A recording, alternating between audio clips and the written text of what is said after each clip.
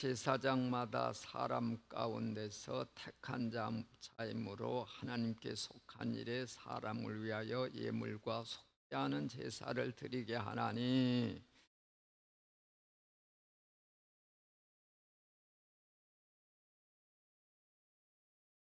그러므로 백성을 위하여 속죄제를 드림과 같이 또한 자신을 위하여도 드리는 것이 마땅하니라.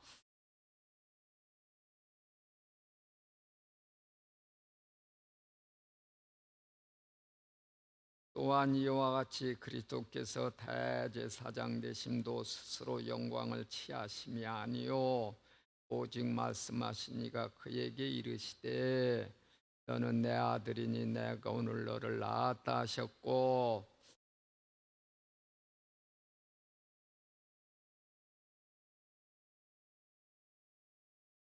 그는 육체에 계실 때 자기를 죽음에서 등이 구원하실 이에게 심한 통곡과 눈물로 간구와 소원을 올렸고 그의 경건하심으로 말미암아 들으심을 얻었느니라.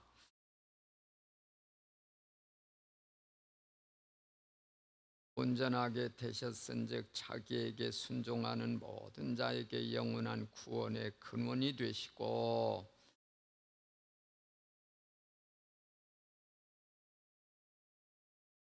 아멘. 예, 오늘 여기에 말씀은 그 대제사장의 자격에 대한 말씀입니다. 그런데 구약 아론의 계통, 아론 반차에 따른 대제사장들에 비해서 이게 유대계 그리스도인들에게 주신 말씀이었기 때문에 그 유대인들은 구약의 아론 제사장 그 계통을 기억인 거죠.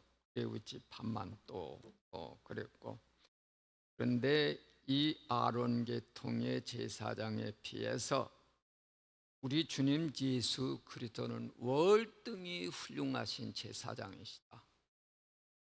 월등히 뛰어난 제사장이다.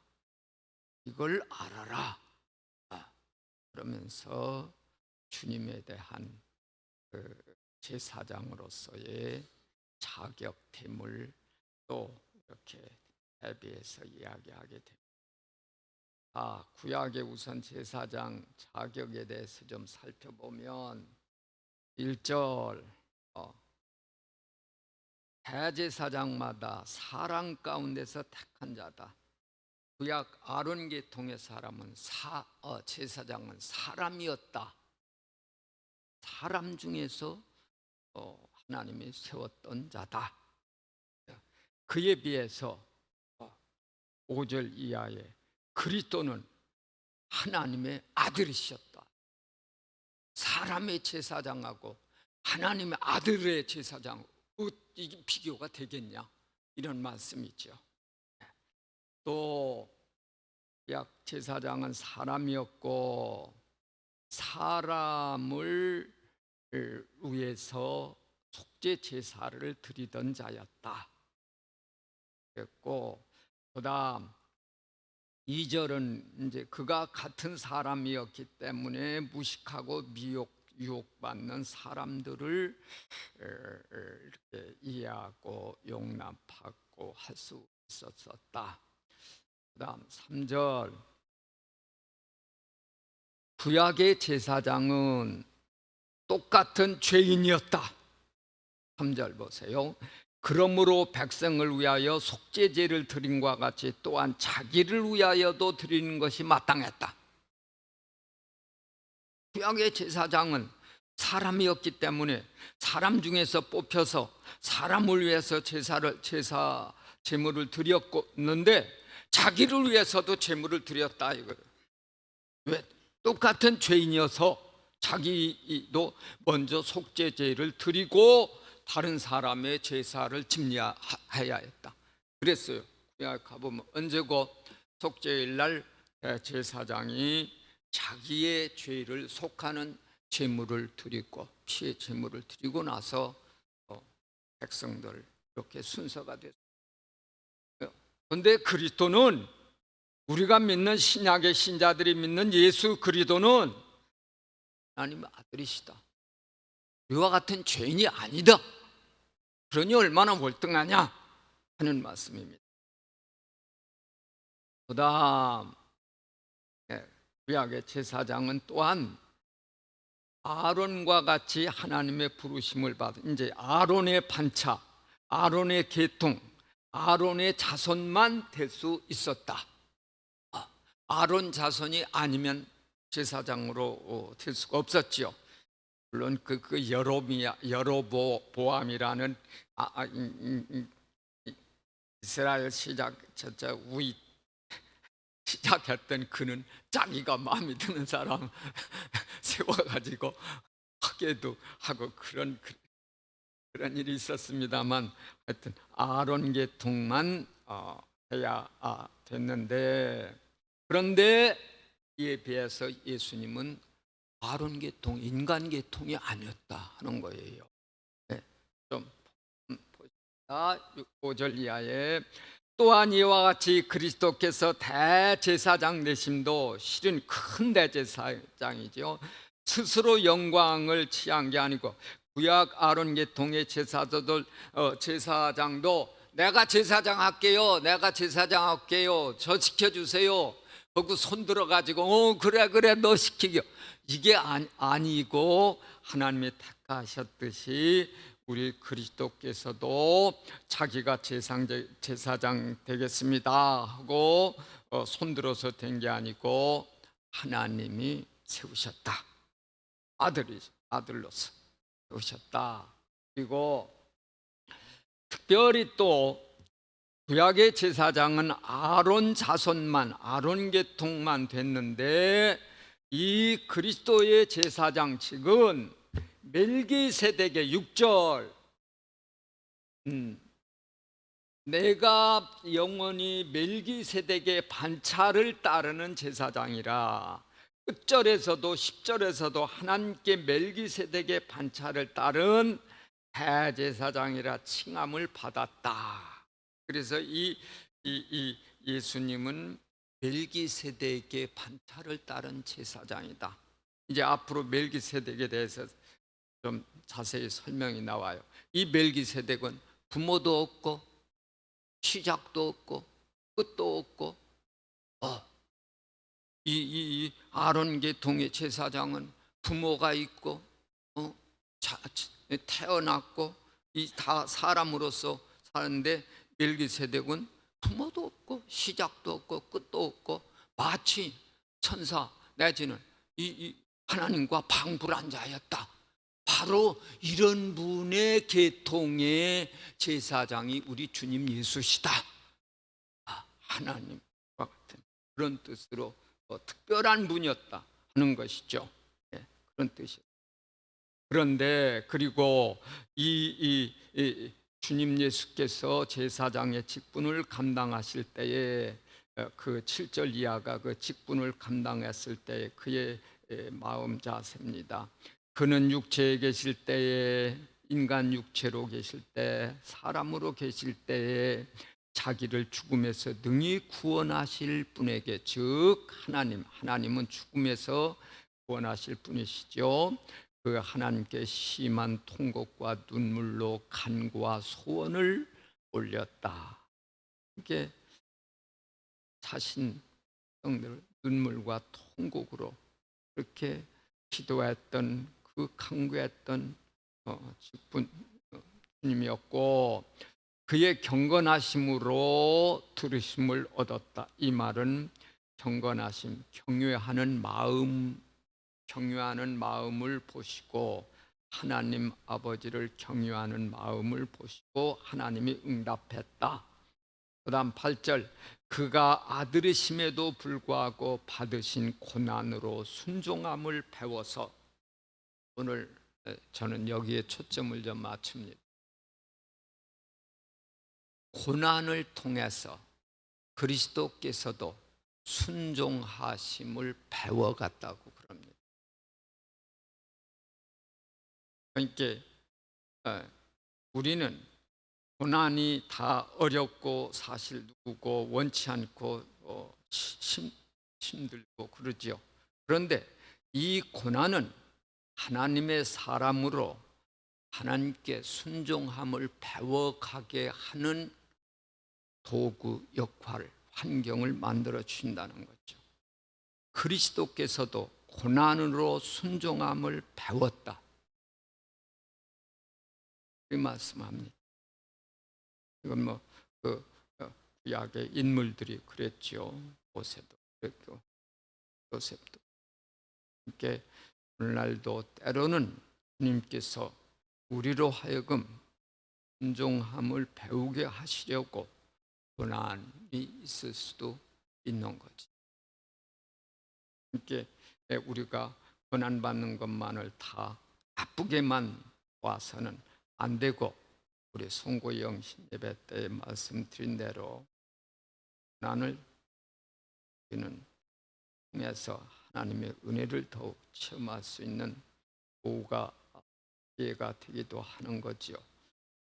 이때 아이고 고난 올 때, 받을 때 우리는 은혜를 생각하면서 내가 어떤 면에서 순종을 배워야 되나, 그걸 깨달아야 되겠지요.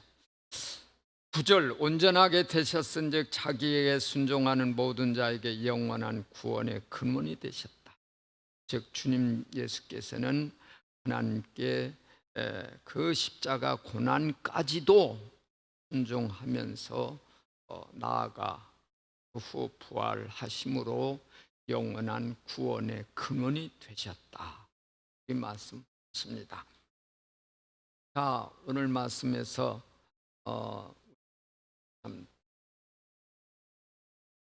우선 대제사장 되는 예수님에게서 본받을 것 세 가지 뭐예요? 7절에 기도의 삶이죠. 통곡과 눈물로 기도하신 주님, 기도의 삶은 본받아야 될 일입니다. 마가복음 1장 35절에 의하면 주님 예수께서는 새벽 미명에 한적한 곳에 나가서 기도하셨다. 그리고 누가복음에도 기도하는 주님의 삶의 모습이 여러 가운데 나옵니다.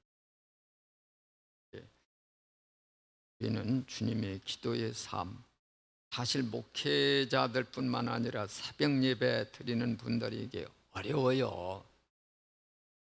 힘들어. 일찍 일어나가지고 습관이 안 되면 이건 어려운데, 그래서 어느 목사님이 어떤 놈의 새끼가 새벽 예배 시작해가지고 이 새벽 예배만 아니면 이거 해먹겠구만, 새벽 예배 때문에 이거 목사 무대 먹겠네 그랬다고. 그러니까 야 인마, 예수님이 새벽 예배 시작했지 인마. 누가 근데 우리나라만 새벽 예배가 있거든요. 근데 이게 실은 개인적으로 내가 집에서 정말 성경 말씀을 읽고 기도 시간을 갖고 주님과 교통할 수 있으면 이렇게 집단으로 이것도 좋은 점이 있지만 그래요. 신실한 하나님의 일꾼들을 보면 자기가 혼자 집에서 성경 연구하고 기도 시간을 꼭 갖지요. 이렇게 그게 이제 어려우니까 함께 나와서, 이게 우리나라 옛 선조 목회자들이나 옛 선조 성도님들이 참 열심히 해요. 이 본은 계속 우리 자손들에게 유지시키는 게 좋아요. 저는 그래서 그런 생각해요. 억지로라도 한국의 목회자들이 새벽에 나와서 기도하기 때문에 이 나라가 복이 된다라는 거예요. 안 하면 성도들도 안 나오겠죠. 새벽 예배가 없으면 목회자도 안 할 테고 성도들도 안 할 테고, 그만큼 영적으로 신앙적으로 약화가 되는 거예요. 그런데 억지로라도 나와서 한마디라도 부르니까 한국 교회가 계속 그래도 유지가 되고 선교사를 비례적으로 세계에서 제일 많이 보내는 나라고, 숫자는 미국이 최고요 아직. 네. 그런데 비례적으로 미국 그 넓은 나라하고 우리나라가 조그만 미국 한 주만 드무단 나라의 이 숫자적으로는 최고죠. 그 다음 또 본받을 건 경건하심. 7절에 경건하심으로 들으심을 얻었다. 하나님을 경외하는 그 마음을 보시고 하나님이 응답했다. 우리는 이 경건한 삶, 경외의 삶, 하나님 앞에서 모든 언행 심사 속에서 하나님이 함께 하시고 보고 계시고 듣고 계시는 그 속에서 나아가는 삶, 이게 경건이고, 그 다음 통해 또 하나는 순종 삶이죠. 순종의 삶. 주님께서 하나님이시면서도 아들이시면서도 고난을 통해서 순종을 배웠고, 순종함으로 영혼의 구원의 근원이 되신 이 사실. 요한복음에서는 순종과 믿음을 하나로 이렇게 얘기합니다. 같은 이퀄로 얘기합니다. 신앙 사무엘은 그랬지요. 순종치 않는 사울 왕에게 순종이 제사보다 낫다는 걸 모르십니까? 그게 맞습니다. 그저 우리들은 제사장이요? 아니요. 어때요? 우리들도 제사장이 아니요. 베드로전서 2장 9절에 의하면 우리도 왕 같은 제사장들입니다. 하나님의 착한 자요, 왕 같은 제사장이요, 거룩한 백성이요, 소유된 자들이다. 함께 우리도 언제 종교개혁에서 부르짖은 그 하나는 만인의 제사장 설입니다. 신약에 와서는 똑같은 제사장입니다. 똑같은 형제자매입니다. 그렇기 때문에 바울 사도가 서신서 쓸 때마다 형제자매들아, 사랑하는 형제자매들, 똑같습니다. 똑같이 책임 있고, 똑같이 기도해야 되고, 똑같이 경건한 삶 살아야 되고, 똑같이 순종의 삶 살아야 되고, 똑같이 모든 면에서 본을 보여야 되고, 그렇습니다. 누구에게만 책임이 아닙니다. 같은 제사장들. 그러므로 우리의 대제사장, 큰 제사장 예수 그리스도의 분을 따라서 주의 성령으로 충만한 가운데에 하시기를 축원드립니다. 기도하겠습니다. 주님, 제사장으로서 우리 주의 삶에 분을 보기 원합니다. 닮기 원합니다. 따르기 원합니다. 주여, 오늘 또 이 새벽에 우리로 기도의 파수꾼의 사명을 감당하게 하시니 감사합니다. 하나님이여, 더욱 경건한 삶을 위해 삶으로 응답이 되는 저희들 되게 하시고, 순종의 삶을 통해서 하나님 영광을 이루게 하옵소서. 늘 어디에서 어떻게 하든 하나님의 감받은 제사장임을 자각하면서 언행 심사 속에 흐트러짐이 없도록 붙들어 주옵소서. 감사하며 우리 주님 예수의 이름으로 기도하옵나이다. 아멘. 하늘에 계신 우리 아버지, 아버지의 이름이 거룩히 여김이 되시오며 아버지의 나라가 보게 하옵시며 아버지의 뜻이 하늘에서와 같이 땅에서도 이루어지게 하소서. 오늘 우리에게 일용할 양식을 주시고 우리가 우리에게 잘못한 사람을 용서하여 준 것 같이 우리의 죄를 용서하여 주시고 우리를 시험에 빠지지 않게 하시고 악에서 구하소서. 나라와 권능과 영광이 영원히 아버지의 것입니다. 아멘.